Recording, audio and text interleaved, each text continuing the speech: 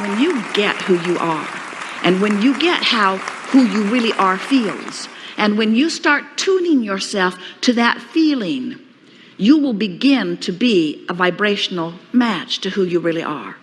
And do you know, when you're tuned in, tapped in, turned on, when you are offering the vibration that comes from the core of your being, your power of influence is so huge that others who are watching you are amazed at the confidence and power with which you move through life.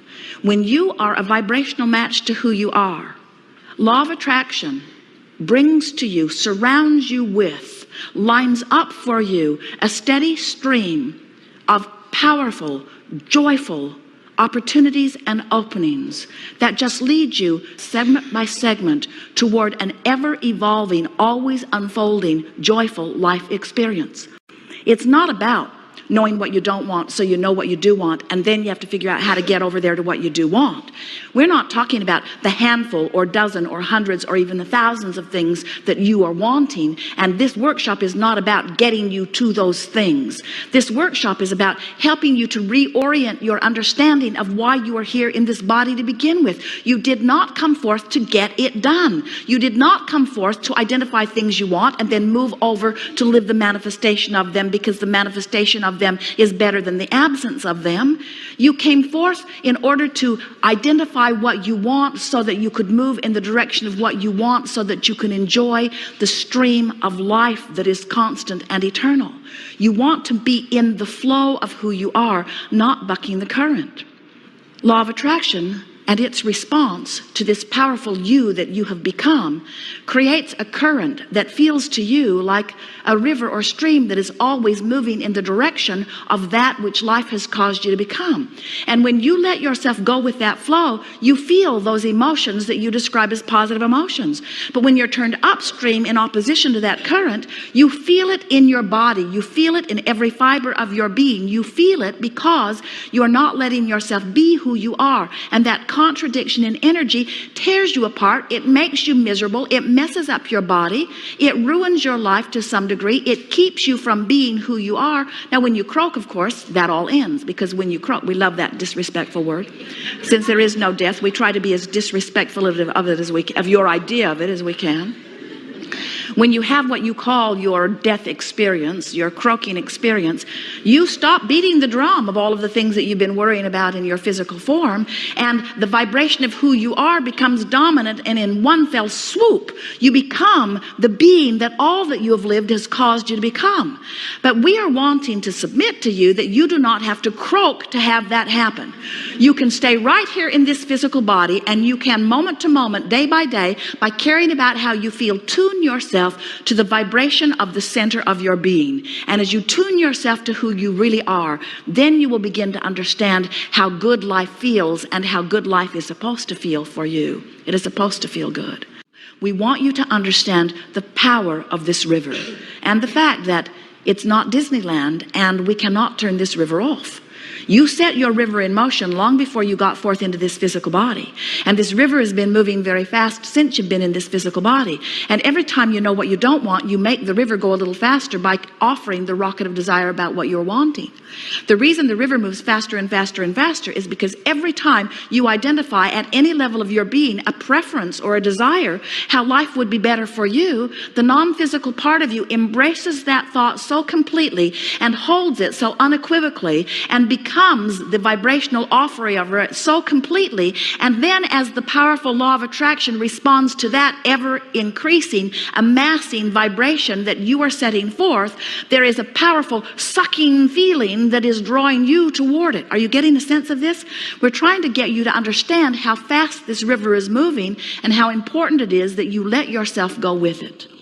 When you let yourself move in the direction of who you've become, you feel the ease of going with that flow. And when you turn in opposition to it, you feel the dis-ease of not allowing yourself to go with the flow. And every emotion you feel is about simply that. Whatever you're living, whether it is about your body or whether it is about your relationship or whether it is about your money, no matter what it is about, whatever you're living is only a temporary, in the moment indicator of your temporary, in the moment vibrational offering. That's all it is. The only problem is you don't know that your vibrational offering is temporary because you've been speaking those words for so long, they're stuck in your vibrational craw. You've been telling the same story for so long, you don't know any new stories. Somehow you got convinced that you should tell it like it is. Now let's play that over, what we were just saying. Tell it like it is. Your mother says, tell me the truth of what is. So you say, I don't have enough money, I don't have enough money, I don't have enough money, I hate you, I hate you, I hate you, I hate you, I don't like what you're doing, I don't like what you're doing with my money, I don't like what you're doing with my government, I don't like what you're doing. We're making a point here, and we know it's getting annoying to you, but we want you to understand that you got to tell a different story. Did we make a point with you about these 2 points of vibrational offerings that are going on? There's the larger you, and then there's the physical you. Do you get that? Do you believe it? Do you understand that you are this source energy being? So listen to the difference in the drums that are being beat. I don't have enough money, I don't have enough money, I don't have enough money, I don't have enough money, I've never had enough money. There's plenty of money, the money is here, the things are lined up, the resources are in place, circumstances of event have been arranged, the money is here, the money is here, look over here, look over here, look over here, look over here, look over here. Now we want to depict the emotional difference. I don't have enough money, I don't have enough money, why don't I have enough money? I'm so sorry that I don't have enough money, what have I done wrong? I should have known better, they should have known better. There's plenty of money. Nothing has gone wrong. Everything that you want is lined up for you. Whenever you're ready, it's right here for you. There's nothing you need to do. You've done all the work. All you need to do is relax and allow what you want to flow into your experience. You want to begin to listen to the drum of the source within you. You want to listen to the call of source. Source is calling you in the direction of what you want. And the way you know that you're moving in the direction is because things start lighting up for you, meaning that they begin feeling really, really good to you. When you get on this track of following the trail that has been pre-paved by you and is being tended by the source within you and is calling you toward what you're wanting, you feel energized, you feel enthusiasm. And yet, you know what your physical world trains you to do? Your physical world says, if it feels good, you need to be wary. You say to your friends, oh, I'm so excited about this. And they say, watch out. Watch out. That positive emotion could mean something's going very, very wrong for you. I've known other people who were positive and bad things happened to them.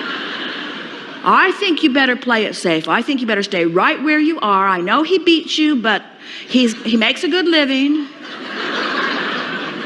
And what we're wanting you to understand is the way you feel is everything, because the way you feel is your indication of whether you're closing the gap between who you're letting yourself be and who you really are, or whether you're widening the gap.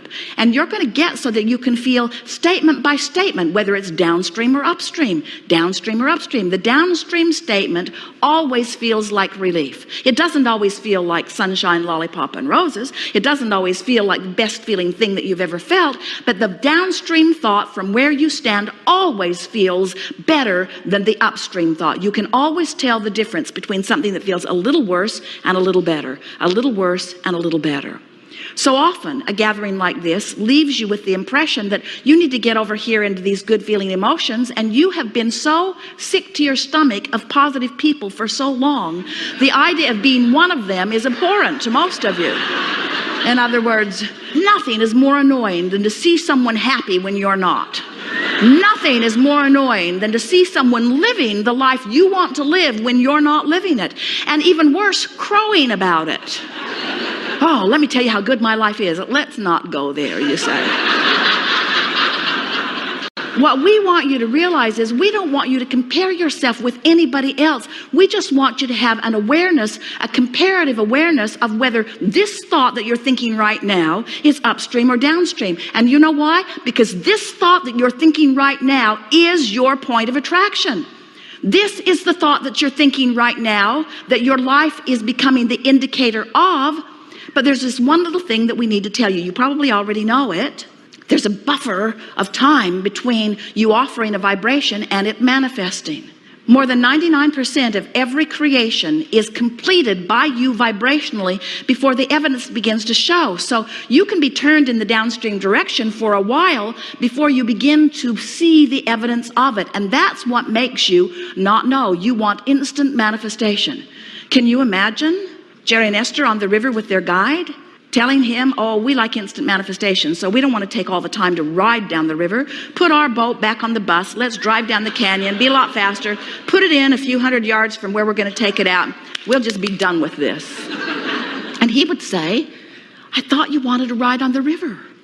And that's what we want you to understand. You want this ride on the river. You want to discern contrast. Oh, you think that if you had the choice, and you did, but you think that if you'd had the choice from this physical experience, and good thing you didn't, you'd think that if you had the choice, and you did, that if you came forth into this physical experience, that your nest would be so feathered that it would be full of all of the things you want, and there would be nothing in your environment that would even get your attention a little bit that would make you feel bad. Many of you as parents try to do that for your children, and you deprive them temporarily of the contrast that they came to live.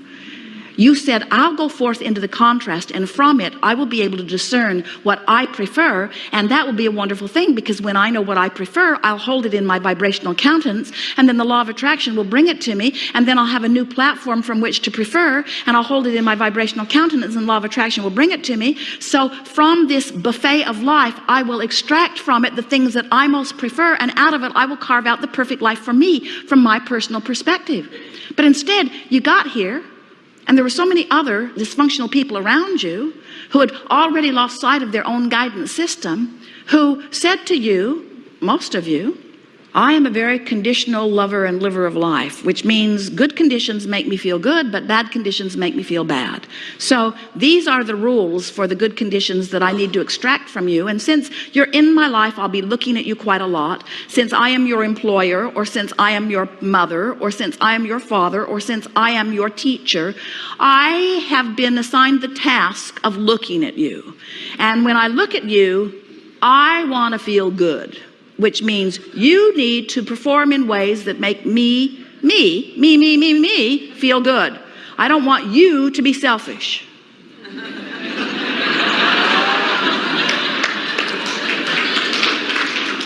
You need to behave in ways that make me, I'm your selfless mother, feel good. And if I see any of those things that make me feel bad, you will be in such trouble. Which was all right if there could only have been one of them and they were always in agreement with themselves, but they are so fickle and there are so many of them and they want different things from you and you just can't stand on your head in enough different ways to make them happy. And pretty soon you figure out that no matter how hard you try, you can't make them happy. And we are wanting to say to you that none of you came forth with the intention of listening to anyone outside of you. Every one of you knew that life would cause you to expand and that that expanded being would call you. And when you go in the direction of that expansion, that you would feel good. And you planned on leaving everybody else out of the equation. You really did.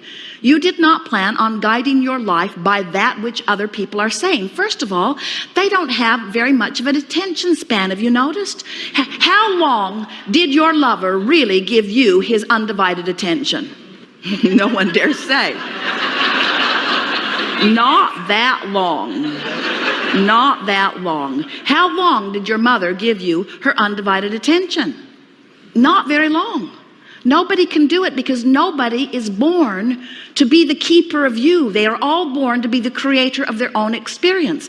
And we think that the greatest hypocrisy, the thing that has caused you the most trouble, is that they tell you that you are important to them, but the bottom line is how they feel is what's most important to them. So they keep trying to guide you and your behavior by what makes them feel good. And then, oh, you get so full of resentment because you know what would make your life really wonderful right away is if you could just accept that everybody is in this life for themselves. And that's not a bad thing, because what that's really saying is everybody is source energy, and everybody came forth in order to give birth to new rockets of desire, and everyone has a source within them that is guiding them toward their best interest. So imagine what a wonderful world that is. If everyone has their own personal guidance system and it is source, and everyone is being called toward the improved life experience, and everyone, or even most of them, or even some of them, are hearing the call and moving toward it, can you imagine how magnificent this world would become?